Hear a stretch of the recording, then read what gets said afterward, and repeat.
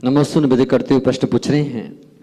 कुछ अन्य दर्शन में पति के रोज पैर छूना व पति को परमेश्वर मानना जाता है, ये कहाँ तक उचित है? कृपया समाधान करिए।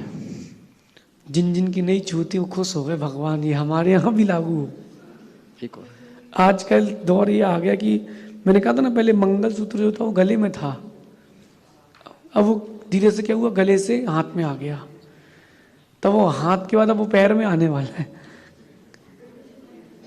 फिर पति गाएगा कि मैं तेरी पैर की जूती ना, जी करे पहन लूं उतार लूं, ऐसे ही होगा। फिर ये मतलब ये ट्रेंड आ गया है, आप समझो मेरी बात को।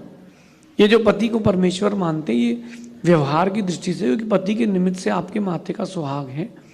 हाँ, परस्पर में जो अभिवादन की बात है उसमें कोई मिथ्यात्व नहीं है, ये उनका परस्पर का उनकी भावना है।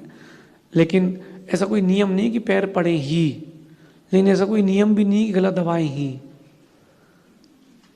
आप परस्पर में मिलकर रहें, एक दूसरे के प्रति प्रीति रखें, सद्भावना रखें, ये सबसे श्रेष्ठ है।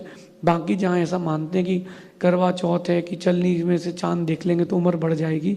मुझसे कोटा में एक सज्जन ने पूछा था, राजकुमार जी ने, बोले अगर ऐसा करवा चौथ के व्रत से कुछ होता है या फिर ये आपके मनाते सुहाग दशमी, इससे उम्र बढ़ती है, 2-3 और उपवास करवाऊं क्या?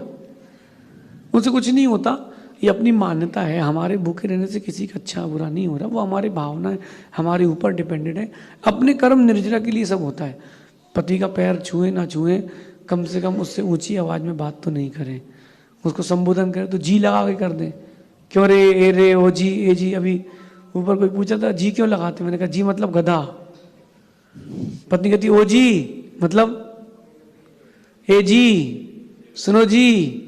अब वो इज्जत रखती सबके सामने तो जी लगा के शॉर्ट फॉर्म कर देती। बाकी तो परस्पर में वर्तमान के इस वक्त में एक दूसरे के प्रति सौहार्द होना बड़ा कठिन है। व्यक्ति सोचता है कि हम ही सब कुछ हैं, हम ही सब कुछ हैं, बस वहीं से प्रॉब्लम चालू होती है। आप अकेले कुछ नहीं हैं, आप नहीं, हम सब कुछ हैं। अकेले अकेले रहेंगे तो अकेले रह जाएंगे। जीवन बहुत बड़ा है, तो अगर कोई पैर पड़ता है तो अच्छा है, नहीं भी पड़े तो भी कोई बाधा नहीं। पति को परमेश्वर मान लोगे तो मंदिर बैठे परमेश्वर का क्या होगा, ऐसा समझिए। नीमच से दिनेश कुमार राठौर नमोस्तु निवेदन करते हुए प्रश्न पूछ रहे हैं। गुरुदेव, आप 24 घंटे हंसते मुस्कुराते नजर आते हो, तो रोए। आपको खुश देखकर ऐसा लगता है कि वाह क्या खूबसूरत जिंदगी है। आपको खुश देखकर हम बहुत खुश रहते हैं। इसी प्रकार हम भी ऐसा क्या करें कि हमसे भी लोग खुश रहें, जिस प्रकार हम खुश रहते हैं आपसे। तो जिज्ञासा यह है कि हम भी ऐसा क्या करें जिससे हमको भी देखकर लोग खुश रहें। ऐसा कोई मार्गदर्शन दीजिए, कृपया समाधान कीजिए। देखिए, वस्तु और व्यक्ति के प्रति जितनी कम आसक्ति होगी आप उतना खुश रहेंगे। व्यक्ति और वस्तु के प्रति जितनी कम आसक्ति होगी आप उतना खुश रहेंगे। जितना आप लोगों से कम उम्मीदें करेंगे उतना आप खुश रहेंगे। मैं किसी से कोई उम्मीद नहीं करता हूँ, इसलिए मैं खुश रहता हूँ। मुझे पता है कि मेरी ज़िंदगी में हर दिन एक नई कड़ी जुड़ेगी। हो सकता है पुरानी वाली भूल जाए तो भूल जाए। मेरे को भी जिन्होंने जन्म दिया उनको भी हम कहाँ याद करते हैं। तो इसको तो जन्म ही नहीं दिया ना, इससे जन्म लिया, तो कैसे याद करेगा। तो दुनिया परिवर्तन का दौर है, परिवर्तनशील दुनिया है, तो इसलिए खुश रहना है। मेरा मानना है कि जिसके जैसे बनना है उसके साथ रहना है। आपको हमारे जैसा बनना है तो हमारे साथ रहना पड़ेगा। अच्छा, हमारे जैसा खुश रहना है तो कुछ दिन तो हमारे साथ रहो, कम से कम खुश रहने की ट्रेनिंग तो ले लो।